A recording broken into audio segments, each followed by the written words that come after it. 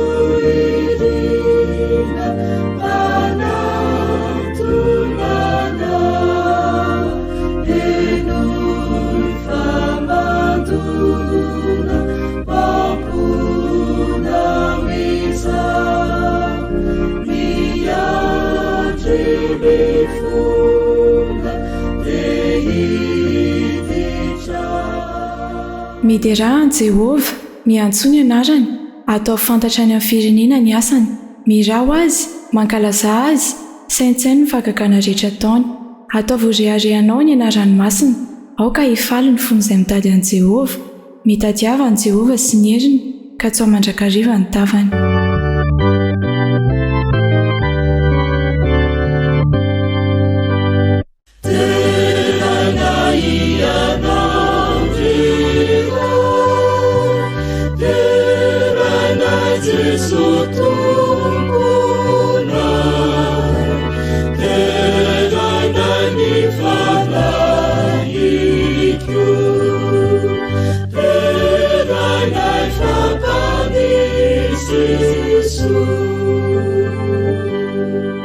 Iaraka ivavaka isika tompo Andriamanitra ray masina tsara indrindra, mampitodika ny foam-panahana izahay amin'izao fanompoam-pivavahana manokana izay tanterana amin'ny alalan'ny onjam-peo zao, dia mampitodika ny sainay any amin'ny seza fiandriananao, ilay Andriamanitra velona sy mahery, mpamonjy mora azo indrindra. Ko ankehitriny dia manoloana ny seza fiandriananao izay mangataka ny fanatrehanao ao am-ponay, eo amin'ny fiainanay ato, tokantranonay ato, amin'ny toerana rehetra izay misy anay, dia mba hialolalana mandrakariva ny tavanao. Ary raha hiteny sy hanambara andray ny afatra,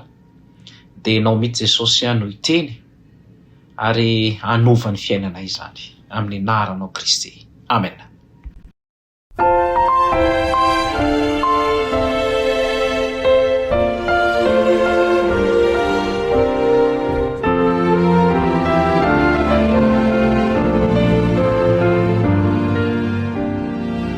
Amin'ny foravoravo sy fiaino hafaliana tanteraka ary mpiaino hajaina no iarabana ianao izay manjo ny onjam-peo Hopefy Radio amin'izao ora sy fotoana anarahanao ny fandaharantsika fanompoam-pivavahana izao. Mino izay eto amin'ny fandaharana fa tsy ho fotoana verimaina izao fotoana ienonao ny fandaharantsika fanompoam-pivavahana izao, fa andraisantsika ery fitahiana vaovao indray miaraka amin'i Jesosy ny amin'ireo aim-panahy sy zavatra maro isan-karazany izay ho ratovintsika amin'ity anio ity, ka dia manasanao izay anjo izany hatramin'ny farany.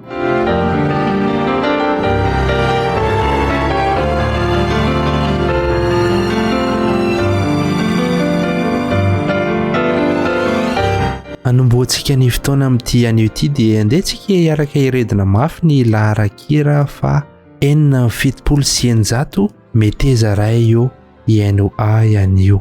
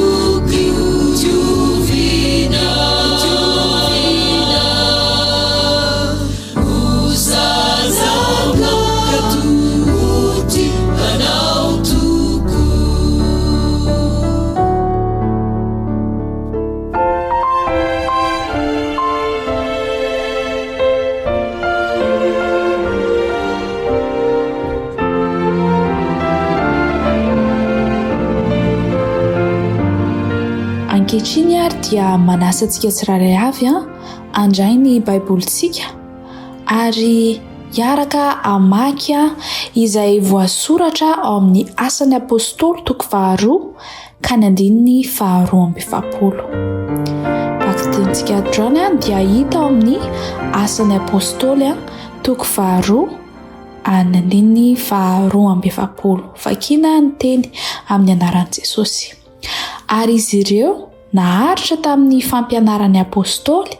sy ny fiombonana sy ny famakinany mofo ary ny fivavahana. Hotahinana izany teny izany ahasoantsika tsiraray avy.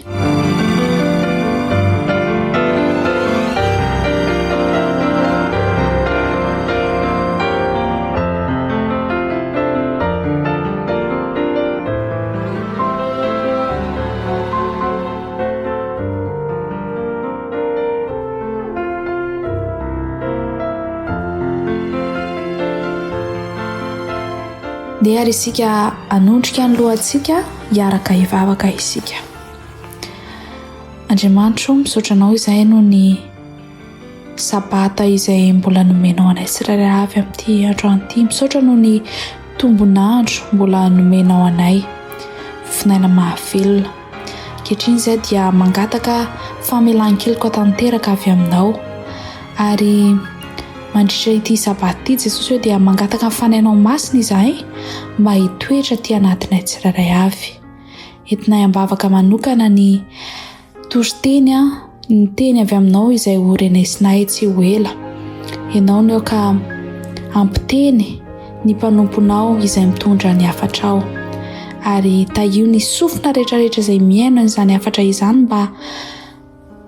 ampitondra fiovampo marina ao amin'ny tsirairay avy ny teny izay ho renesina. Ka ianao no ka hiditra ty amponay Jesosy eo, anova ny fiainanay tsirairay avy ianao, ary tahio manokana ny tsirairay avy amin'ity androany ity, indrindra fa ireo mpiaino naizanaiza misy azy ireo. Misaotra iray malalo. Amen.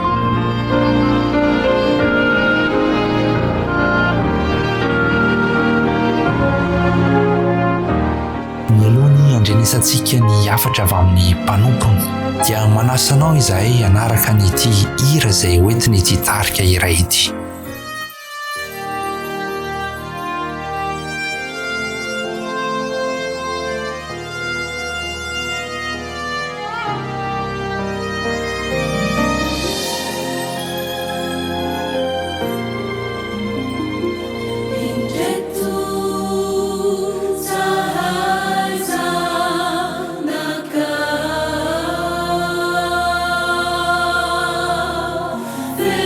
We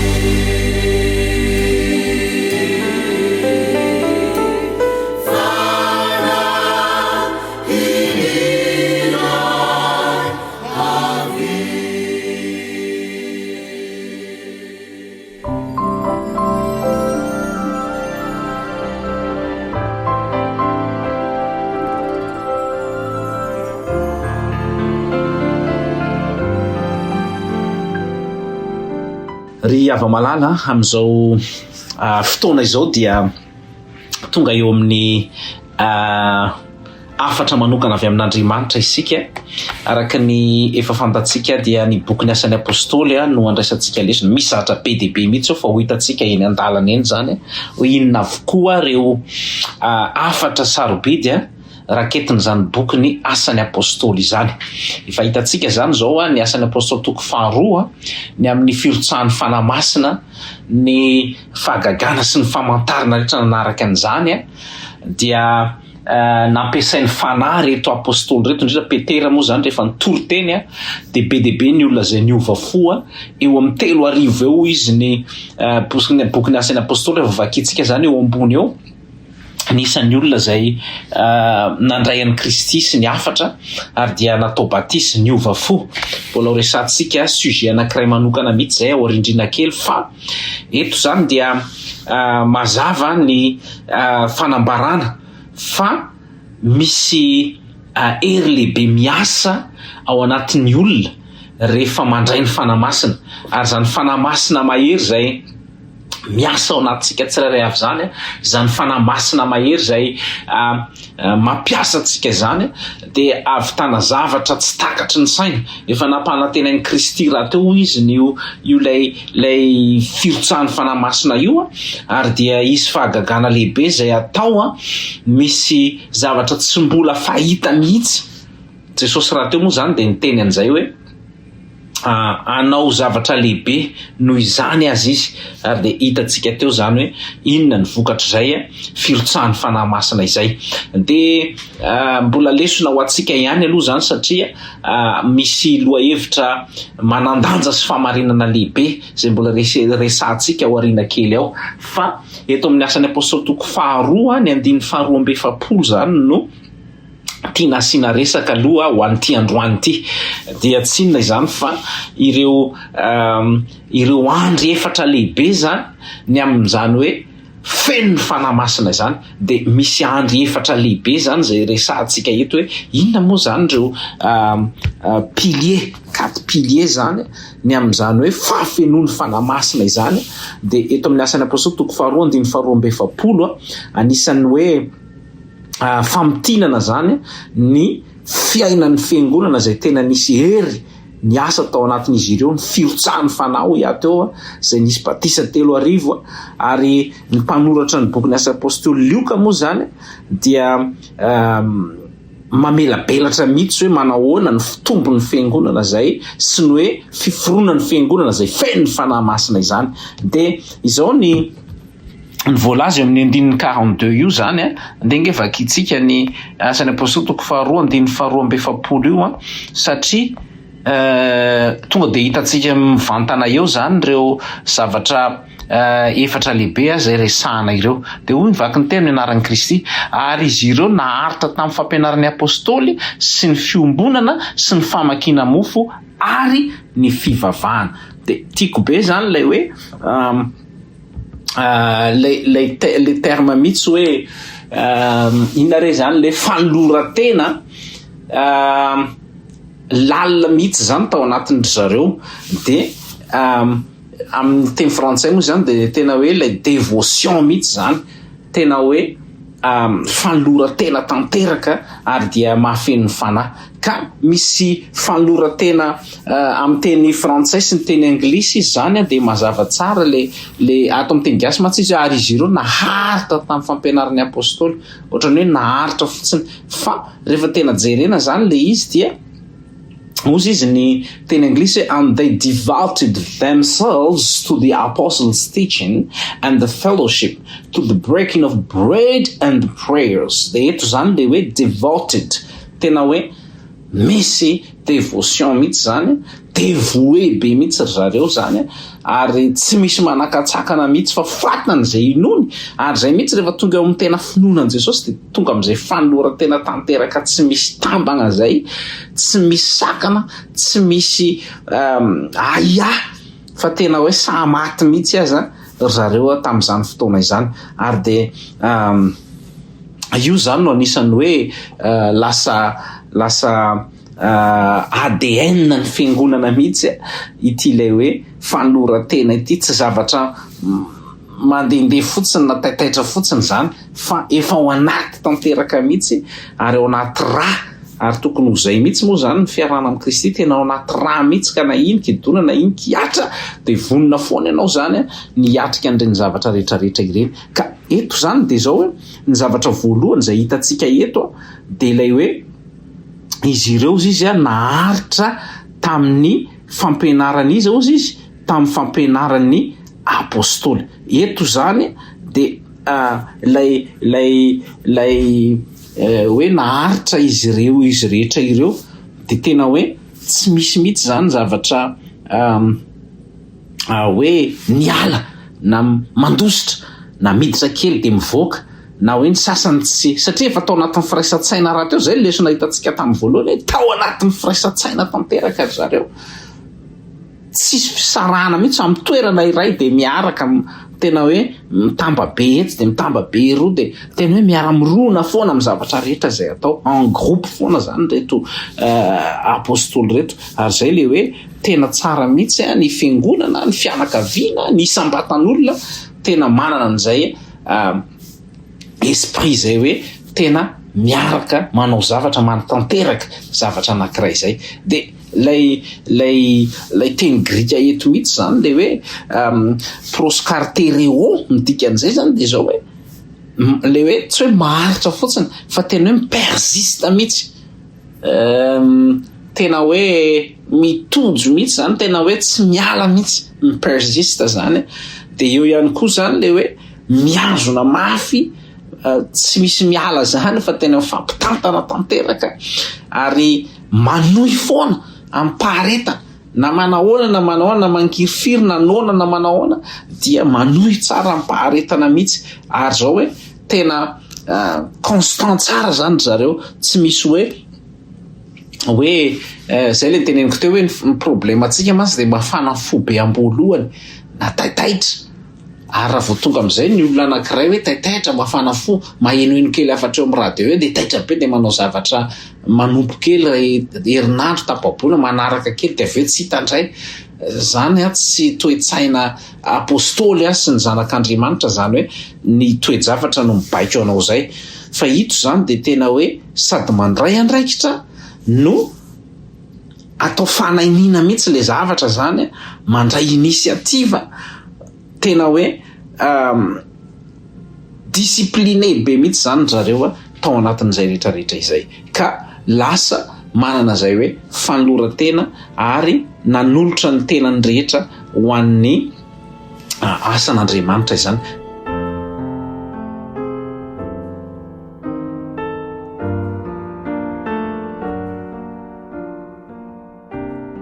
De ozy izy ao amin'le manaraka hoe naharitra tamin'ny fampianarany Apostoly, ny teny grika hoe didake mantsy dia midika fa reo tenin'ny Kristy rehetra zany zay nampianarina an zareo. Satria rehefa mitory teny aza Petera eo ambony eo ane de tena momba ny tantaran' Jesosy, ary zay nahatonga ny olona voatsingina tao ampony. Rehefa miteny didake zany inona le naharitra tamin'ny fampianarana de momba ny Jesosy, vavolombelon'ny Kristy sy ny fitsanganany, ny fahavelomany, ny fiakarany. Ary io toritenin'ny Petera de mahafitina ny zavatra rehetra ny atao hoe filazantsara mihitsy izy io. Ary zay tokony votoatin'ny toriteny rehetra de filazantsara momba ny Jesosy, ny fanazavana ny zany. Zay koa zany anisan'le hoe naharitra tamin'ny fampianarany Apostoly de mitory an'izany. Ary akoatran'izay ihany koa zany le didake mantsy de azo lazaina koa hoe doctrine,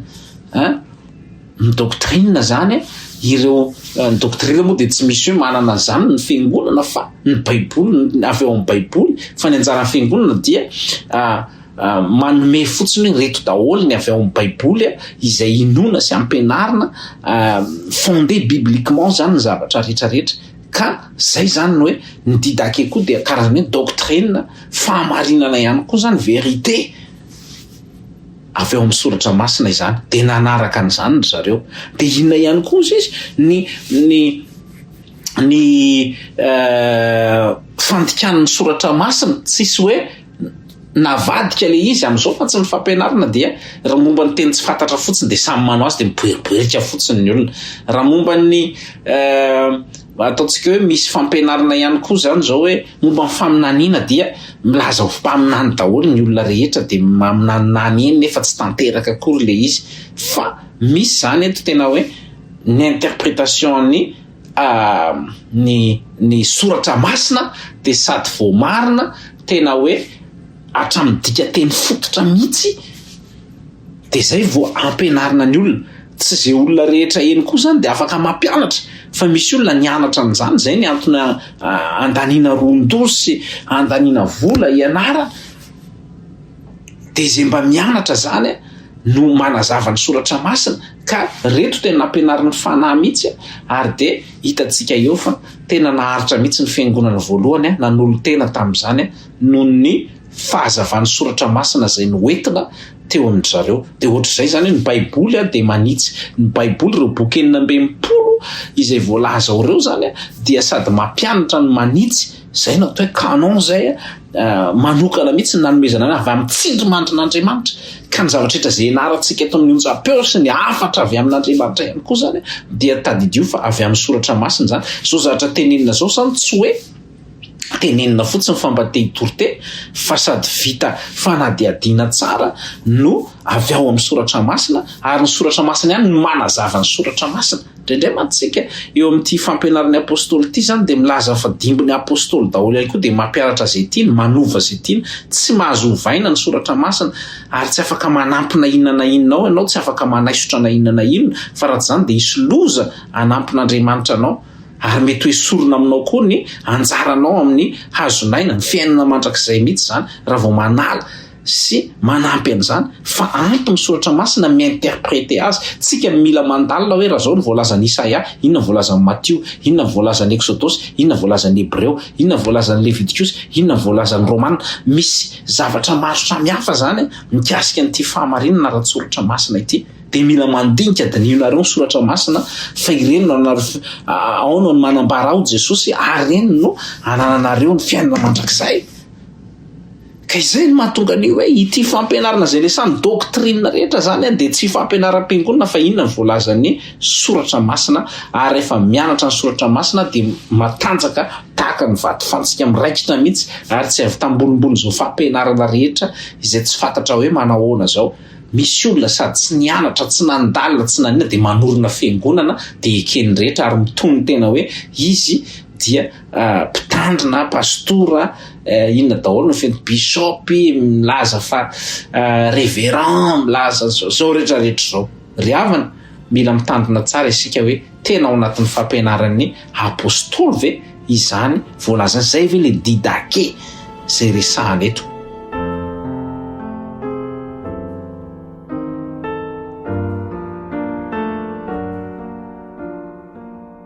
Ny zavatra fahatelo dia lay hoe tena hoe ny zara izay ananana teo zareo. Ary mbola ho hitantsika etsy amin'ny asan'ny apôstoly toko fa 2:4-7 zany fa toroteny anankiray hafa manokana mihitsy zany zay de le hoe tena misy fifandraisana rahalahy anabavy miara-mihinana mata sy ny masaka miara-misakafo miara-manina zany fisehoan'ity le hoe fellowship ty le koinonia daholo. Ka isika zany rehefa ao anatin'ny fiangonana rehefa miteny hoe rahalahinao ty anabavinao de aoka mba ho tena zay fa tsy mety tsara velatsy miteny zavatra hafahafa aminy manao fihetsika manao fitondran-tena hafahafa amin'ireny mpiray fanantenantsika reny manjary lasa mifanohitra amin'izay zavatra enarana sy ampianarina antsika zany zay zavatra zay ary mifanohitra amin'le koinonia lay fellowship le fifandraisana ety amin'ny maha hoe mpiray fiangonana mpiray finoana zany. Ka aoka tsy olona sarotra mihitsy isika fa tena mamboly an'izay fifandraisana fifankatiavana zay fifankatiavana averina foana zay firaisankina ao anatin'ny fiangonana firaisankina eo anatin'ny fianakaviana ao anatin'ny ankohonana zay zany anisan'ny zavatra enarana sy hoe zany no afantariny hoe feno ny fanahy ireto fiangonana ny olona anankiray mihitsy dia ireo zavatra ireo.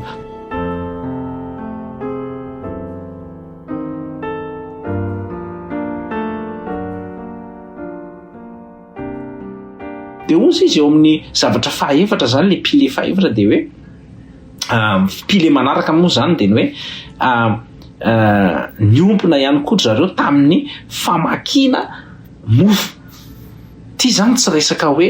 rehefa le teny grika mantsy le hoe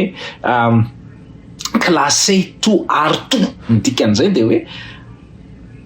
tsy hoe mihinana mofo fotsiny na mino sakafo fotsiny fa akoatran'izay zany de tena hoe miaraka mandray fanasan'ny tompo. Ny fanasan'ny tompo zany dia fampianarana nataon'i Jesosy raha teo ary zay no hoe tena natao mihitsy mba ahatsiarovana ny zavatra zay nataon'i Jesosy ary sady miara-misakafo miaraka miombona ihany koa amin'ny fihinanana ny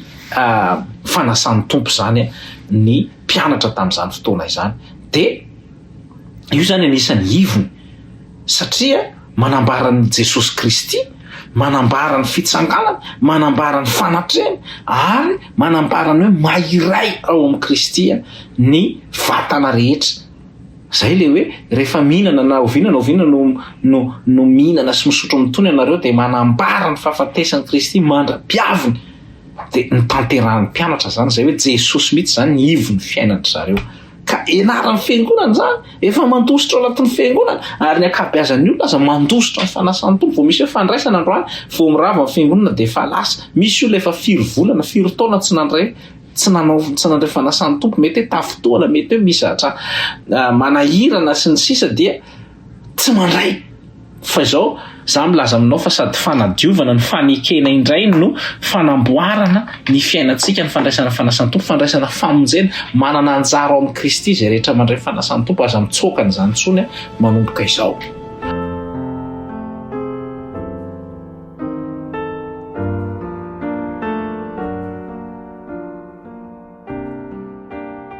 Ny manaraka dia ny lay hoe ny ray tao anatin'ny vavaka ihany koa izy reto. Zay le hoe misy dévotion zany tamin'ny vavaka zay natao. Le hoe prosekais zany de sady hoe prosterné miankoka mivavaka tena hoe mideran'Andriamanitra. De zao hoe nametraka fotoana mihitsy zany zareo tamin'ny resaka momba nyty hoe vavaka ity ary miaraka mihitsy tany anatin'ny tempoly tamin'izay rehetra natao dia niaraka natanteraka n'izany vavaka izany. Ary tsy hoe vavaka taitaitra fotsiny na indraindray mivavaka indraindray tsy mivavaka fa tena hoe sady misy fotoana no maharitra tsara na ny fahaelany vavaka zay atao aza de misy mihitsy zany izay hoe niaritra izay zareo tao anatin'izany. De hitatsika ny hoe tamin'ny Pentecoste de efa nisy zany 1:14 ny ray fo ny ray saina naharitra ny vavaka. De tamin'ny fahasahina no anaovana an'izany vavaka izany sy ny fiaran'ny vavaka zay atao ary amin'ny Asan'ny Apostoly 4:31 rehefa nrotsaka ny fanamasina de ina ny zavatra niseho tena rehefa mivavaka ozy zareo de niovitrovotra ny trano. Zay ny ary amin'ny 4:31 rehefa mivavaka de misy zavatra miovitrovotra ary mandrodana zavatra be dehibe ny vavaka. Any amin'ny Asan'ny Apostoly 5 de misy fahagagana sy famantarana be dehibe natao ary amin'ny Asan'ny Apostoly 7 de noho ny vavaka de misy olona mandeha manao asa misionera any amin'ny toerana maro samihafa. Ny erin'ny fiangonana zany sy ny fiangonana voalohany ny asan'izy ireo de tadidio fa noho ny ministera ny vavaka zay atao. Vavaka aza mitsahatra fampianaran'i Jesosy zany reny tsy afaka raha tsy mivavaka sy ny fifadikany na ny ray sy ny mpianatra. Zay le fampianaran'ny apôstoly avy amin'ny Kristy, ny fampianaran'ny apôstoly avy amin'ny soratra masina ka ampiariny zareo mihitsy zany le izy. Riavana move antsika tena manana an'ireo zavatra rehetrarehetra izay voalazareo hoe move tena maritra amin'ny fampianarana isika, move tena misy fifankatiavana sy fifandraisana, move isika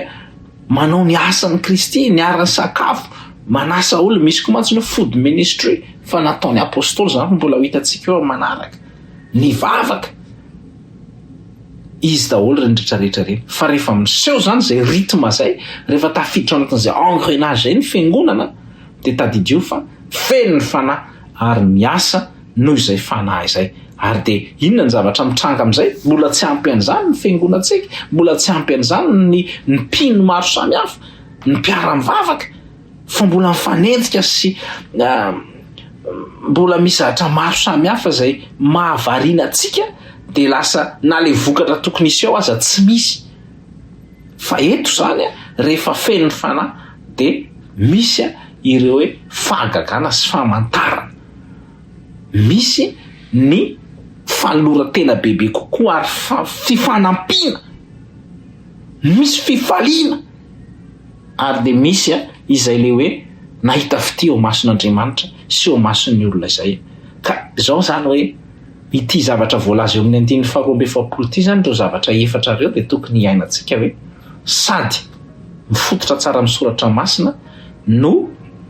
Jesosy ny ivony zany ry havana andao anao fanandramana raha mbola tsy nanao an'izany mihitsy rehefa manao fanandramana tohizo aza miala ary ao ka ho hitan'ny olona rehetra fa olona avy nieno afatra avy amin'ny bokin'ny Asan'ny Apostoly ianao ary ianao ilay mpitondra an'izay afatra izay ihany koa ho an'ireo izay tsy mandre an'izany na iza zarao amin'ny hafa ao ka ho andre ny afatra rehetra izay hoentsika eto ny hafa fa aza koponina ho anao samyrery samy mahery ny tompo aneno atonga antsika ho tahaka ny fiangonana voalohany matanjaka amin'ny vavaka firaisana amin'ny Kristy ny fitoriana ny filazantsara ihany koa ary de feno ny fanahy masina ny zanak'Andriamanitra tsirairay avy hivavaka isika.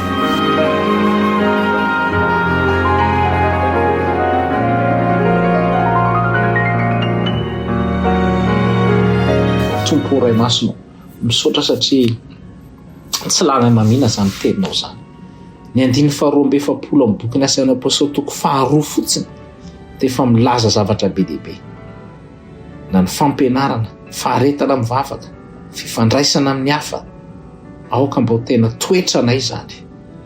mitahiny mpiaino tsirairay avy mitahiny onjapeo ary aoka mba hiparika manerana ny vonin-tany izany afatra izany ka hitondra fiovana ho amin'ireo izay mitovy fitenenana amin'ny tenanay izao manatrea amin'ny fahafenony ny fotoana rehetra sy ny programa sy ny fandaharana eto amin'ity onjapeo ity ary tary eo izay mikely ena fantatra mikirakirana amin'ny anaran'i Jesosy amen.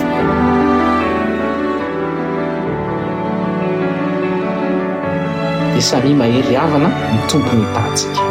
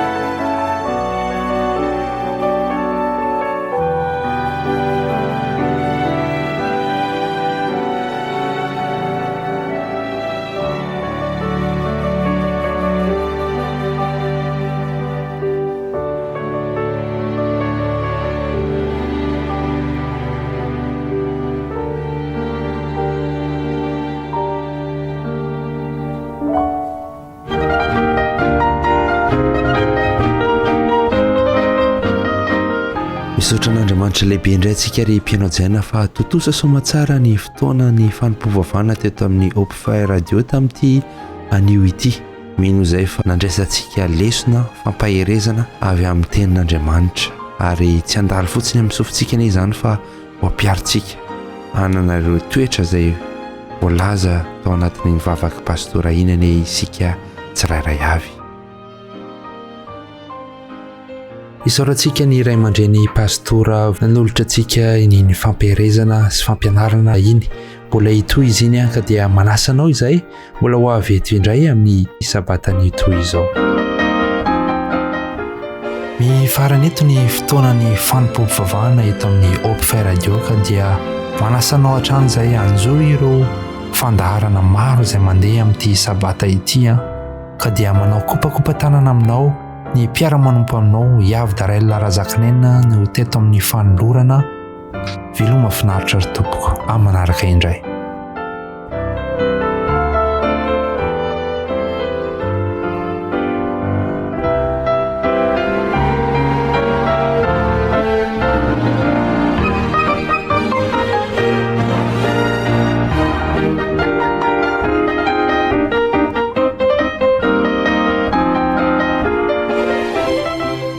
Narahinao teo Fanompoam-pivavahana eto amin'ny Hopefy Radio.